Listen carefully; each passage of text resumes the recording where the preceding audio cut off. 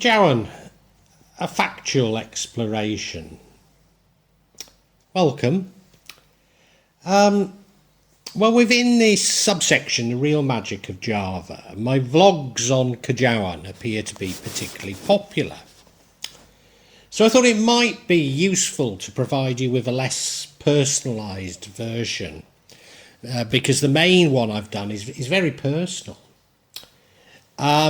Nevertheless, I have to say this is unfortunately more factual than it is spiritual. And I say unfortunately because Kejawen is spiritual. But this reflects the fact that there's no real scripture to Kejawen. It's largely a verbal tradition. Now, there are books, of course there are books. Most of them can be found in the Sultan's Palace, the Kraton in Jogja, which most of us consider the holiest place to Kejawen. But they're written in ancient Javanese, so you've got to be able to read ancient Javanese, understand Javanese, and then once you've done it, they won't make any sense at all because they're apoplectic. Indeed, many of them will require a key to unlock their meaning, so their true meaning is hidden. And I suppose this is one of the principles in Kejawen, and that is a belief that this understanding, you might want to call it occult for this reason, but this understanding has to be, I wouldn't say hidden from the common man, because I think that's putting it far too strong, but it has to be hidden from those who are uninitiated. So in the version of Kejawen that I understand, although I don't understand what they are, there are 7 veils and each one contradicts the last. So that's the reason why this literature it's not accessible at all. But when you focus on those sort of texts, you're focusing on the equivalent of high ceremonial magic. When the majority of people who practice Kejawen practice something closer to a sort of hedgerow magic. Now, I've only used that as an illustration because I don't want to attempt to define Kejawen as being simply magic. Indeed, it's that sort of reductionism that I believe completely misses the most important points or contribution of Kejawen, so I really don't want to do it. Now, I mentioned the 7 veils, and to a certain degree the lower veils do focus on magic. And then the higher veils sort of go on to rubbish it and say, well, you know, that's for the idiots to get up to. So, yeah, to see it as magic is totally wrong, but yeah, hey. So, how can we locate Kejawen? Where does Kejawen fit? A far too simplistic definition locates Kejawen as a branch of Islam influenced by Buddhist and Hindu philosophy with some animistic practices. Most Kejawen practitioners would claim to be Muslims, and many of their practices you could see as being very similar to Catholicism.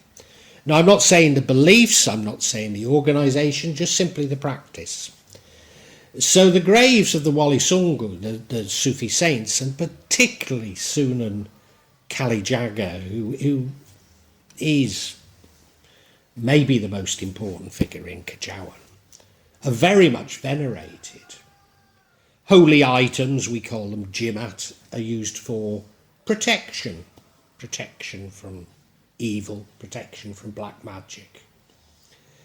Statues or artifacts of local legends, maybe of Hindu deities, are used to focus us on God. And tasbih or prayer beads are very important in our rituals, in our prayers. So very, very similar to Catholicism, in all those respects. And now, as I've been writing this, I'd had a thought, and I want to share it with you, but it's open to many caveats. And that Kejawen is really a mixture, i.e. syncretic, of Indian and Javanese traditions grafted onto Sufi Islam. Now, I say there's loads of caveats because that's far too simplistic, and, you know, quite a lot of Kejawen practitioners aren't Muslims. Most are, but quite a lot aren't, so you can see how that's far too simplistic. So, there's a number of words that are somewhat interchangeable with Kejawen that don't quite mean the same thing. So I want to just describe each of these. And the first one is Kebatinan. Now, this is used as a catchphrase, almost to include Kejawen. But to a certain degree, I think it's wrong to see it in that way. It's the science of the inner, it's an inwardness, and of course it's derived from the Arabic word batin, meaning hidden, inner or hidden. But why I'm don't like to use the word is it's much closer to the high magic tradition, if you want to use my definition.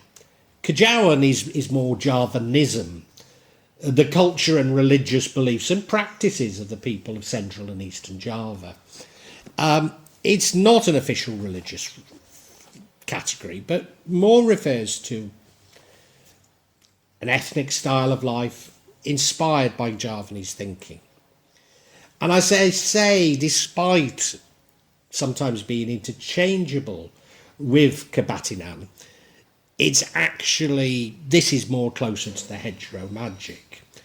And I see this tradition as a much purer tradition. And that's why I tend to focus on it. There's another term that you'll hear that sounds like it's brilliant, and that's Agama Jawa, the Javanese religion. And of course it makes perfect sense, doesn't it? It sounds great. But in practice, what the hell is it? Officially, most Javanese are Muslims. So it only makes sense in terms of the accommodation, the syncretism, by Anu, Nahalandalu Ulama, the largest Muslim group in Indonesia, to Kejawen. But of course, theoretically, Agama Jawa means an awful lot more than this.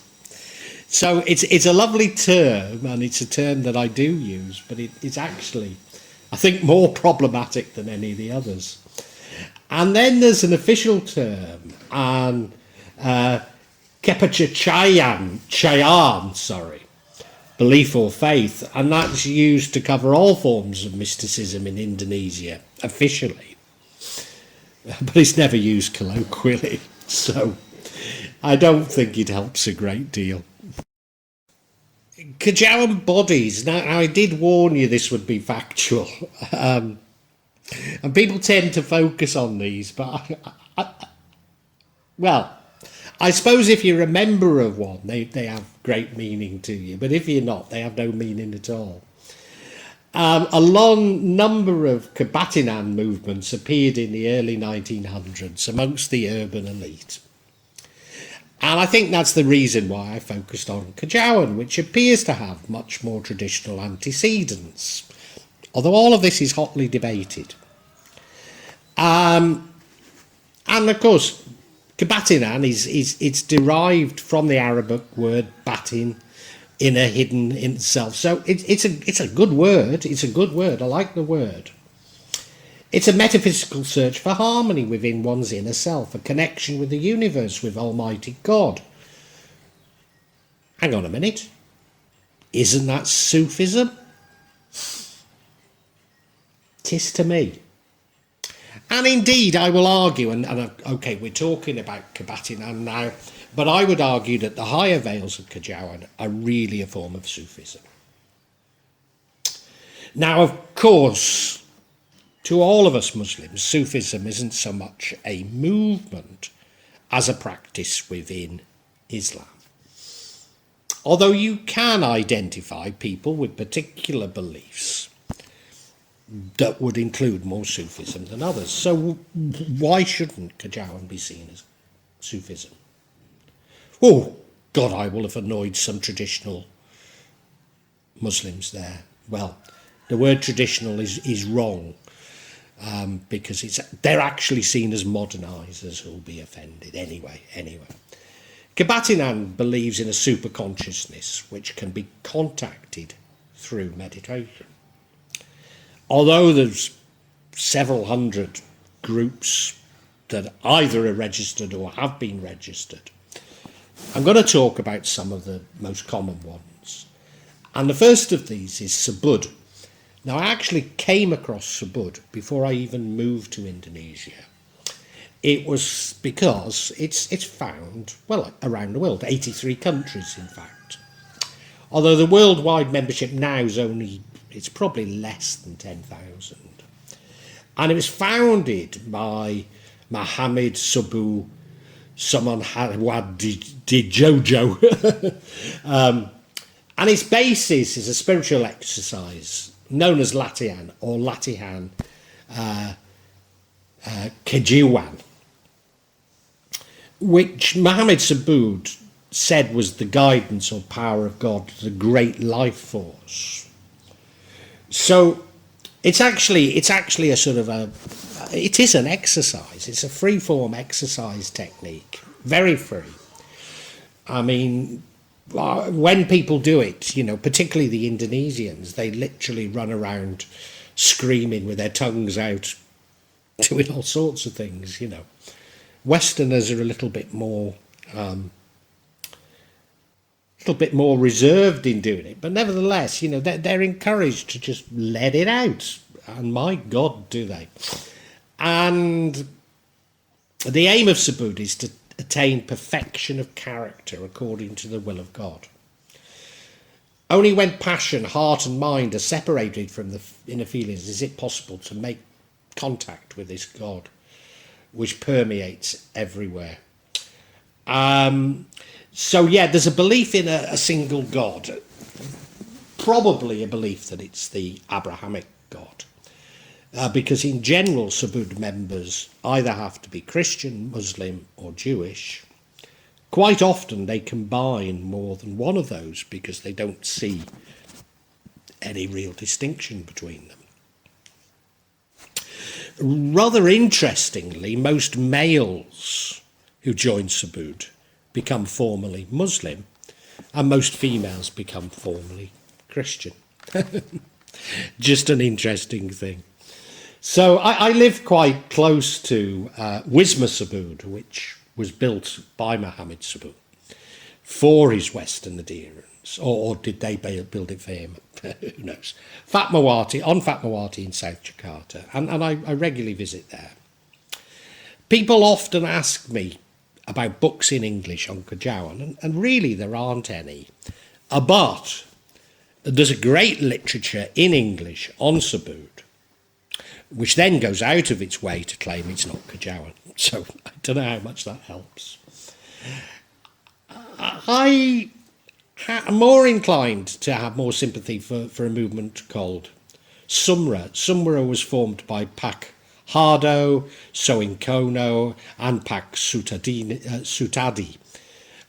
It doesn't have a formal organisation, and it started off because, of course, this was a time of opposition to the Dutch occupation. It started off with occult practices which were thought to give invulnerability to knives, guns, etc. However, it maintains that there's a soul, a bit like a Holy Spirit, that's sparked from the design essence, which means that we're all similar to God. In other words, you can find God within yourself. So according to Sumra, man and his physical spiritual world are divided into three parts: the physical body and the brain, the invisible world, which is claimed to be situated in the chest, and the most elusive, sublime world, which is hidden somewhere near the anatomical heart. So Sumarah's conception of God is very different to Islam. It has a pantheistic view of reality, considering God to be present in all living things. A view that I probably share with them, but would not wish to articulate so explicitly, and certainly not without caveats. Now we have Pangestu. It was a doctrine created by Sunato Mertuwarau Jawa and written down by Salat Sangsa Dejati, by Arti Hajaparau Kowo and Archiwanala Sumadehajo. Oh, Pangestu. And it describes the way to obtain Waihayu, the blessing of God. We now have Sapta Dharma, founded by Harjo Sapuru, after he received a revelation, and its aim is to free man of passions. So again, something that shared in my Kejawen beliefs. According to Sapta Dharma teachings, suju or meditation is necessary to penetrate through the layers and obstacles to reach Semar Mesum, the guardian spirit of Java. So the theory resembles a Hindu Kundalini yoga practice, aiming to awaken the Kundalini energy and guiding through its chakras. Now, this has great resonance with my own practices because in finding my light, I have experienced a Kundalini type moment. And I do focus on my chakras, and I do focus on suppressing my egos. So, I rather like the sound of this one, although I just call myself Kejawen. And then there's Majapahit Pancasila, founded by H. Hardajanta Japan Garasa. And this actually is based on Kundalini yoga. Now, I think I ought to just talk about some common practices. But I've talked about all of these in other vlogs, but it sort of hangs stuff together. And first of all, there's meditation is very important, or tapa. And as I say, I've already covered it on a vlog on meditation. And I've covered all that I'm about to say now, but just some of the more extreme forms of tapa, Nagalong, meditation by hanging from a tree, tapa kumkum, meditation under a small waterfall, meeting point of 2 or 3 rivers, which is known as a tempuran or tenjapuran. And another really important practice is fasting or pasa. Again, I've covered this in vlogs specific to fasting. Pasamuti, for example, the abstinence from eating anything that is salted and sweetened, only eating and drinking pure water and rice. They say it has to be puti or white. Pasa Senen Kemis, fasting Monday to Thursday. Pasa Nagubleng, fasting for a longer period, 3, 5, 7 days. Animistic worship. I'm a bit uncertain about saying this. It can include sacrifices and devotions to local and ancestral spirits. It can include sacrifices, and I have covered it in other vlogs, those sacrifices, but I'd associate those very much with the lower veils of Kejawen. And often they're sort of, not often, but increasingly they're sort of a symbolistic sacrifice. So human sperm is seen as a living thing. So they often use something like that. So it includes sacrifices and devotions to local and ancestral spirits. And these spirits are believed to inhabit natural objects, human beings, artifacts. Indeed, I see everything that God created as having a consciousness. Now, illness and other misfortunes are traced to these spirits, and, I largely go along with that, although often they're simply called jinn. And in my experience, whilst, yes, they can happen completely naturally, they're often sent by Dugan. Now, I thought I'd finish off. I'm sorry it's been a little disjointed, but, any sort of attempt to define Kejawen factually will, by its very nature, be disjointed. So I thought what I'd talk about is common legends or deities. What's important to us? Well, debatably, is it after or before Sunan Kali Jaga? Does it matter? Nyai Roro Kidul and Sunan Kali Jaga were responsible, or believed to be responsible, for founding the Mataram Sultanate. So, hugely important. Nyai Roro Kidul is the Queen of the Southern Seas. She's often seen as a mermaid with a tail or the lower body parts of a fish. And she's claimed to be able to take the soul of anyone she wants. And according to local beliefs, the villages, most of southern Indonesia, the Queen claims the lives of fishermen, people who bathe at the beach, particularly handsome young men. She's very much associated with love. And as her colour is an aqua green colour, people don't wear this colour to the beach. Now, as I say, she's accredited with Sunan Kali Jaga of founding the Mataram Sultanate, so therefore she is seen as the spiritual queen or wife or consort of the Sultan of Jogja, and the Susahanan of Solo or Surakarta. Although in Jogja, and I think this is somewhat malicious, we see the consort of Solo as being Nira Blorong. Some see Nira Blorong as the other half of Nyai Roro Kidul. Others see her as distinct and a nemesis. But what I can say is she officially remains the official consort of the Sultan of Jogja. So she actually is the part ruler of where I live. Yeah. The next most important deity, maybe, debatably, Semar Mesum. And we mentioned it before, the guardian spirit, possibly even the founder of Java. Some Kejawen practitioners see Semar as a reminder not to forsake the Buddhist philosophy.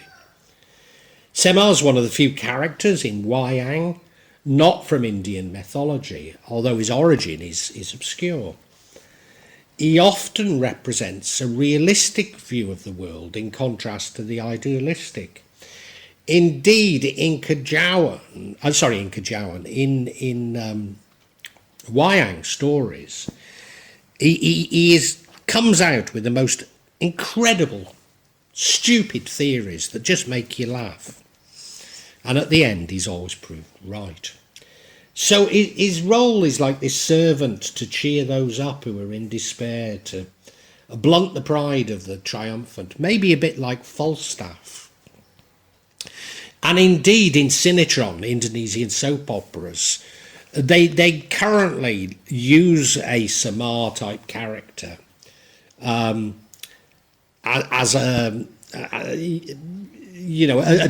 as the Joker in these things. Dewi Sri is the Javanese. Well, she goes further than that. She's Sundanese also, and Balinese Hindu, goddess of rice and fertility. She's widely worshipped in Java, Bali and Lombok, and statues to her were very common in rice paddies. Later, they became more formalised and were used in the homes of farmers. They're becoming less common, particularly in Java right now. Loro Jonggrang is a very popular legend telling the story of love and betrayal. the warrior and the cursed princess. It actually means the slender maiden. Popular folklore connects its origins to central Java's, particularly archaeological sites such as Ratu Boko Palace, the Durga statue in the northern chamber of Prambanan, Chandi Pranambanam, and Chandi Sewa nearby. Although these temples actually date back from about the 9th century, and the legend was probably composed during the Matram Sultanate, in other words, much later. Loro Bloyna, the inseparable couple, they're commonly known as part of traditional Javanese beliefs and represent the sanctity of marriage within Javanese culture. The inseparable couple are depicted sitting side by side in traditional Javanese dress, and they're placed in the main chamber of the house, and they're sacred within Javanese culture. In fact, they're normally placed in the bed when people get married, and then they're taken out of the bed and then put into the house. They actually personify Dewi Sri, so, the fertility, and a consort Sadhana, and the love that they have for each other. Now I just want to give a little sort of postscript to this. And that is, people like myself are Muslim. We don't see any of these deities, if you like, legends, as gods. We're not polytheistic. Some people might sort of deify them, but it's very uncommon. It's very uncommon. I suppose they serve a purpose closer to Catholic saints.